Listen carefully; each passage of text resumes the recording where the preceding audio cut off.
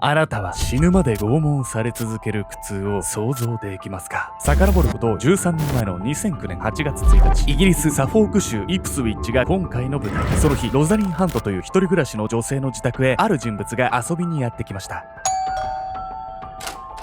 あら、ロレインじゃない。急にごめんね。ハントとお酒飲みたくなっちゃって。彼女はハントの友人、ロレイン・ソープ。この付近に住んでいるロレインは、こうやってハントの自宅を訪れては、お酒を飲みに来ることがよくあったんです。この日もロレインにとって、とても楽しい時間が待っていました。そう、ロレインにとっては。ロレイン、もうやめて！数時間後、そこには完全に怯えきった様子でロレインを見つめるハントの姿がありました。そして次の瞬間、ロレインはハントの体を、チーズおろし器で削ったんです。友人の体をチーズおろし器で削るロレイン・ソープ。ここから彼女が繰り返した残虐すぎる拷問の数々とは。彼女を拷問に駆り立てたのは、両親を欠落させるほどの歪んだ交友関係だったんです。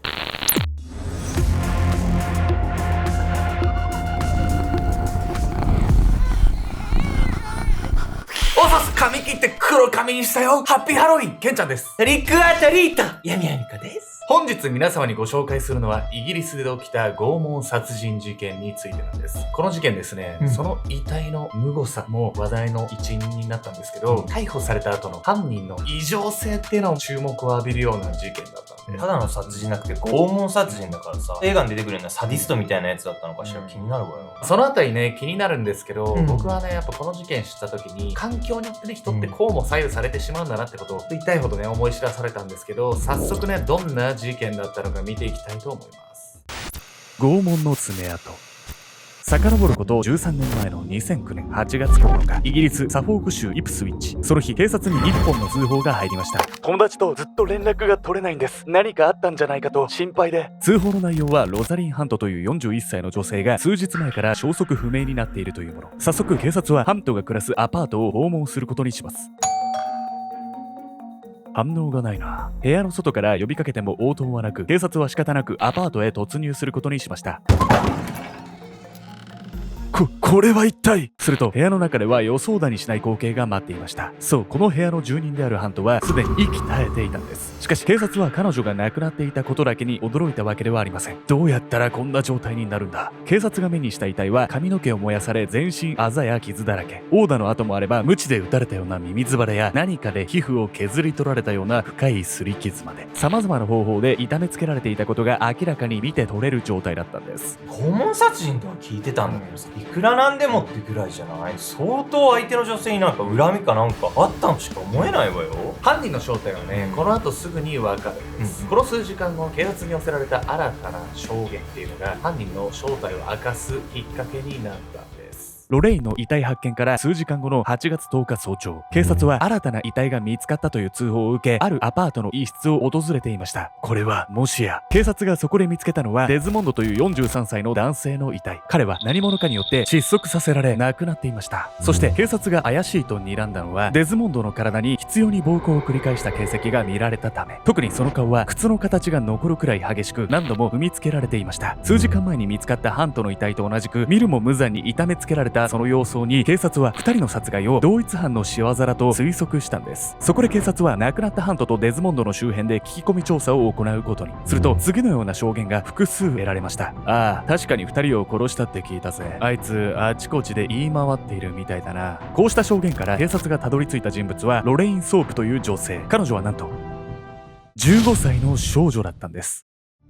15歳 ?15 歳の少女がそんな残酷なことしてたの15歳っすよ。だって鼻水垂らして昼休みサッカーしてる時期よね。まあでもですね、イギリスではですね、こうした少年少女による殺人事件、凶悪事件多数起こっているんです。というわけで本日のメトラキーワード、メアリー・ベル事件について。メアリー・ベルは1968年に2人の少年を殺したイギリス人女性。1人目を10歳、2人目を11歳の時に殺害し、現在でもイギリス史上最年少の女性殺人犯であり続けているんです。ただしメアリー・ベルは殺人罪ではなく過失致死傷罪で有罪となりました。殺人罪で裁かれたという意味で言えば、12歳当時に犯行を犯したイギリス人女性シャロン・カーが最年少です。ロレイン・ソープは犯行時15歳ですが、彼女が殺人罪で有罪となれば2人以上を殺した女性殺人犯としてはイギリス史上最年少象となります。そのためこの事件は国内にとどまらず世界中のメディアにこぞって注目されたんです。メアリーベルもシャロン・カーンも前取り上げたわよね。そうなんですよ、うん詳しくね見たい方はぜひアルゴメトリーで探してみてください。それにしてもロレインの年齢とその被害者の状態とか見てる、一体何があったのってすっごい気になってきたんだよ。この後ですね、警察の取り調べでその犯行内容が明らかになっていくんです。地獄の2日間。ハントとはちょっと前に喧嘩したばっかりでムカついていたの。警察の取り調べを受けたロレインは2つの事件について隠そうとはせずすぐに供述を始めました。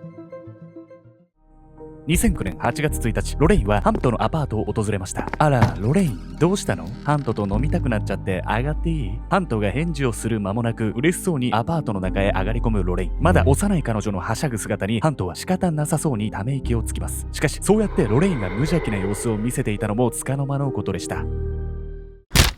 ねえお願い、もうやめて。ロレインがやってきてから数時間後、ハントは手足を縛り上げられ身動きが取れない状態となっていました。すでにあざだらけとなっていたハントはその目に大粒の涙を浮かべロレインに必死に懇願します。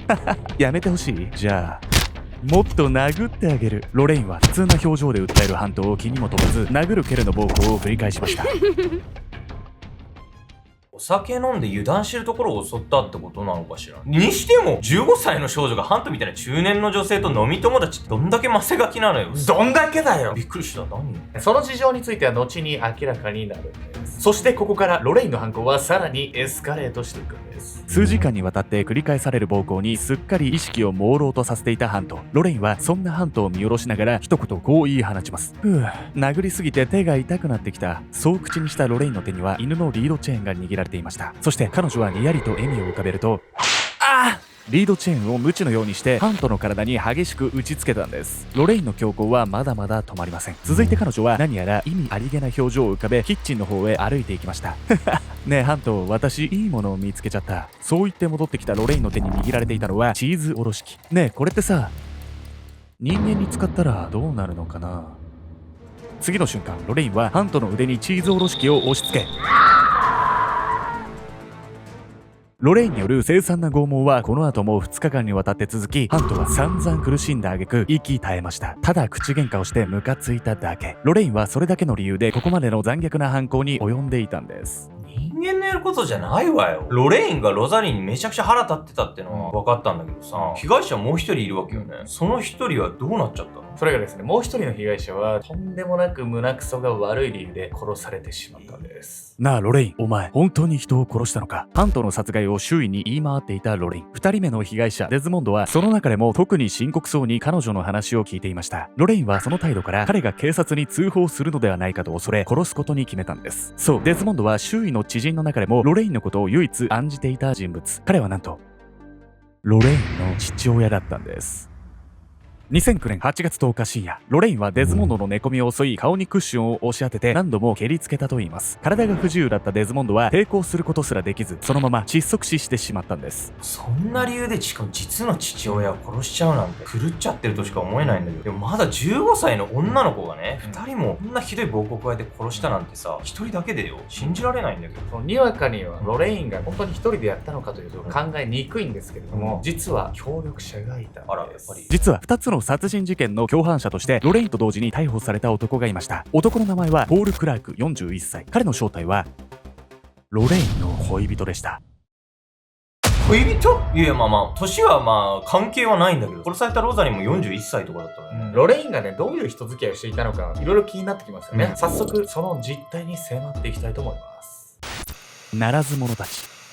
何ジロジロ見てんだよ。道行く通行人に喧嘩腰で怒鳴るロレイン。彼女は気性が荒く、近所でも悪名高い問題児でした。ただロレインが置かれていた環境は彼女がグレてしまうのも仕方がないと思えるほど悲惨なものだったんです。おい酒だ、酒を持ってこい。ゴミだらけのアパートの一室ではロレインの父デズモンドが顔を真っ赤にして叫んでいました。12歳の頃に母親が家を飛び出して以来、ロレインはずっと父デズモンドと2人暮らし。デズモンドはアルコール依存症でろくに働きもせず、生活は困窮を極めていました。家があればまだマシな方。家賃滞納でアパートを追い出され、公園にテントを張って寝泊まりするようなこともあったんです。年頃の女の子でね、テント暮らしとか辛いわよ。でもその環境も手伝ってロレインは後の恋人となるポールと出会うんです。お、ロレインよく来たな。お前も一杯やってけよ。ロレインに気づき嬉しそうに声を上げたのは昼間から酒を飲み交わしているならず者の面々。時に野外での寝泊まりを余儀なくされていたロレインはその生活の中で近隣の路上で酒盛りをしていたこのグループに出入りするようになっていました。ここで出会ったのが20歳以上も年の離れた恋人ポール・クラークでした。そしてタチが悪かったのはこのグループが酒代を稼ぐためなら盗みも平気で働くようなろくでもない集団だったこと。そんな連中の中に身を置くうちにロレインの生活はさらに荒んだものになっていったんです。実は殺害されたハントもこのグループの一員で、酒の席でロレインとポールの2人と口論になったことから犯行に発展してしまったのでした。そうか、この子は周りのチンピラたちにそそのかされてしまったんだな。ロレインが過ごしていた環境を知った警察は仲間の影響で犯行に及んでしまった彼女に同情していました。これってさ、主導したのも結局恋人のポールだったのよね。警察とかもね、取り調べしていくうちにそう思ってたんですけど、実はそんなね、考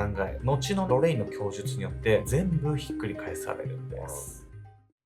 君はポールにそそのかされて犯行を手伝っただけなんだろう。警察官は優しい声でロレインに質問を投げかける。15歳の少女に対し二重殺人の罪は重すぎる。どうか間違いであってくれ。この質問にはそんな警察官の切なる思いが込められていた。しかし次の瞬間、ロレインから返ってきたのは警察官の思いを踏みにじるような言葉だった。いや、私が殺したいと思ったから殺したのよ。人間って結構簡単に死ぬものなのね。ロレインはまるで自慢するかのように自ら犯行を主導していたことを語った。恋人のポールにそそのかされたということは決してなく、むしろロレインがポールに拷問の様子を見せつけていたくらいだというのだ。ヘラヘラと笑いながら犯行の一部始終を語るロレイン。その姿を前に警察官は激しく憤った。いい加減にしろ、不謹慎にも程があるぞ。警察官が叱責してもロレインはにやける顔を抑えきれずにいた。あんま痛くないけど、救いようがないわよ、ここまでやっといて。まあそうですよね。結局ね、2日間もかけて拷問を行うような人間にね、同情の余地はないんですよ。ロレインのね、こうしたふざけたとんでもない態度、裁判の間も続いていたんです。失われた両親。2009年8月25日、この日から1年に及ぶロレインとポールの裁判が始まりました。警察の取り調べでまるで自慢するかのように犯行内容を語っていたロレイン。しかし裁判での彼女の供述に関係者一同耳を疑うことになるんです。被告人は起訴状の内容を認めますか、そう問いかけた裁判長に対しロレインは確かにこう答えました。覚えがありません。